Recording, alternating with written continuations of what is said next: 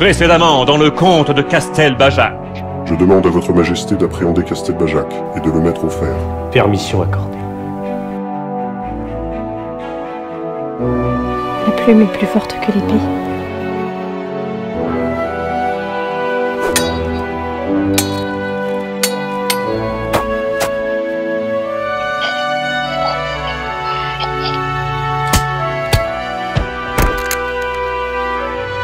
Mais tu es...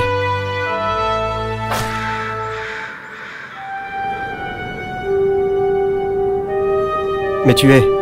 Tu es mort, cela ne se peut.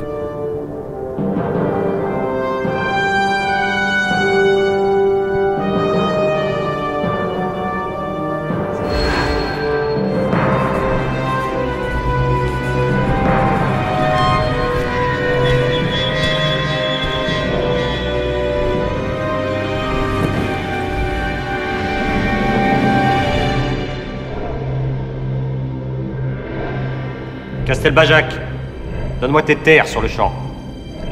Hors de question! Mortefaust ne sera jamais à toi! Tu n'aimerais pas qu'il arrive malheur à ta descendance. Un de tes fils a été beaucoup plus intelligent que toi. Mon frère.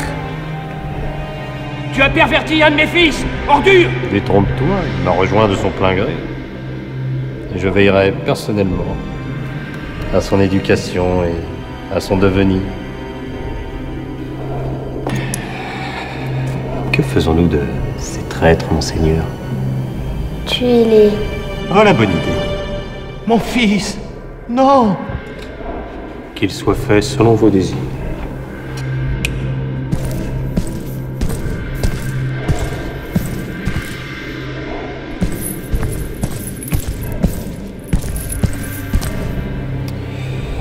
Daniel, il vous faut couper les boulets qui sont attachés à vos chevilles, mon garçon.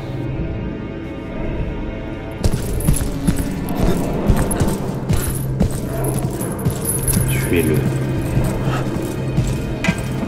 Urbain, fuis!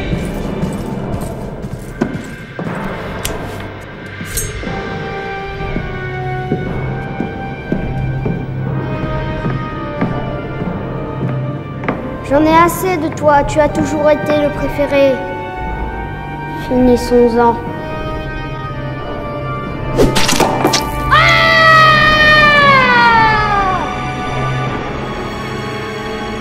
Attrapez-le!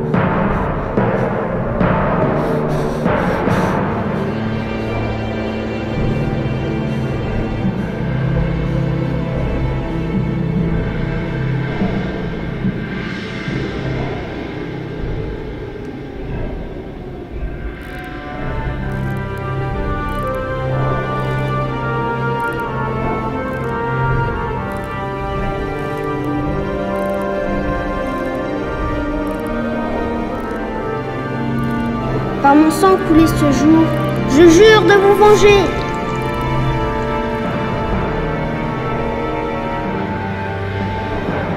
Mais qui es-tu? Je suis le Corbeau Noir.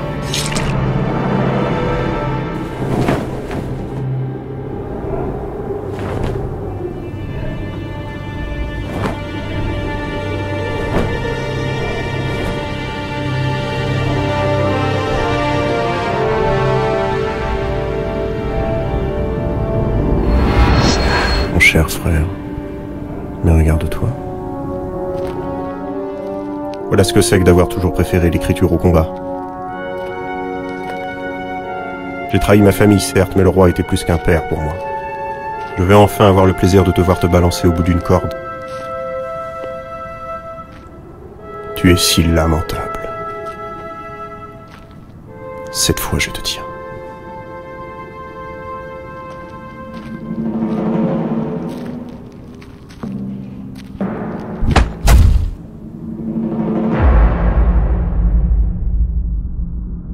Urbain de Castelbajac, après un jugement honnête au cours duquel vous n'avez pu produire un seul témoignage en votre faveur, vous êtes déclaré coupable de meurtre de gardes royaux, massacre de la famille de Saffré, destruction et pillage de leurs biens, acte de blasphème, faux témoignage, perpétuation du crime et du vice contre nature.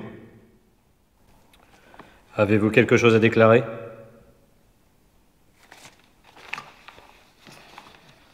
J'attends. De quoi devrais-je me justifier? Comment pouvez-vous prouver que ces crimes ont bien été commis de ma main? Avez-vous un seul témoin qui puisse affirmer ces accusations? Bien sûr, le témoin. Merci de m'y avoir fait penser. Faites entrer le témoin.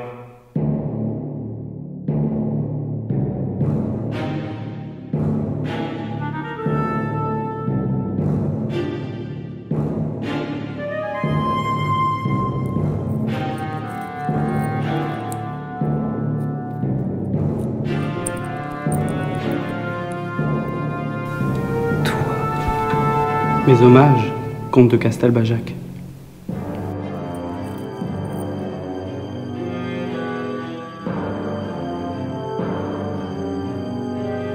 Putain, loup-pain! Ainsi donc, vous connaissez cet homme? Bien sûr que je le connais, c'est un voleur et... C'est pas à vous que je parlais. C'est au seigneur de Montargis. Seigneur de Montargis. Voyez-vous, comte, je me suis porté volontaire pour cette petite mise en scène et pour vous suivre à chaque instant.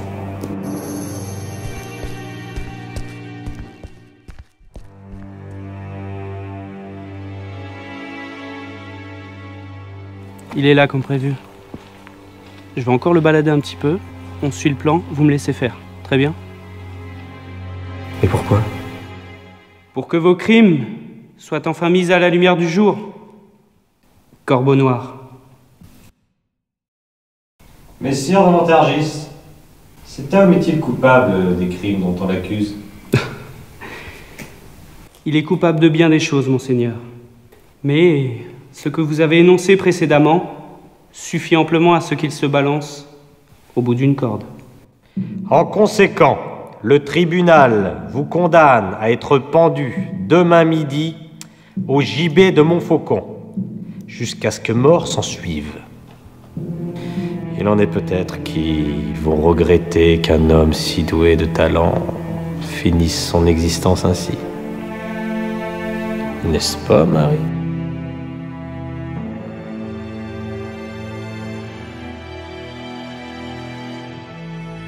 Oh, comme c'est touchant.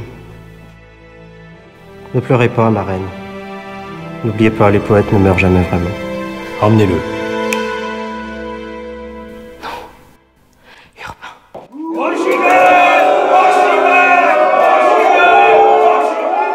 Le comte aura-t-il droit à un happy end? Qui donc le sauvera de la pendaison? Peut-on faire de la confiture de coin dans une casserole ronde? Vous le saurez en regardant le dernier verset du comte de Castelbajac. Je vous remercie pour votre aide si précieuse, messire de Montargis. Merci, monseigneur. Si je ne m'abuse, vous m'aviez promis d'autres mets raffinés, tels que de la confiture? Pas d'armure? Pas de confiture?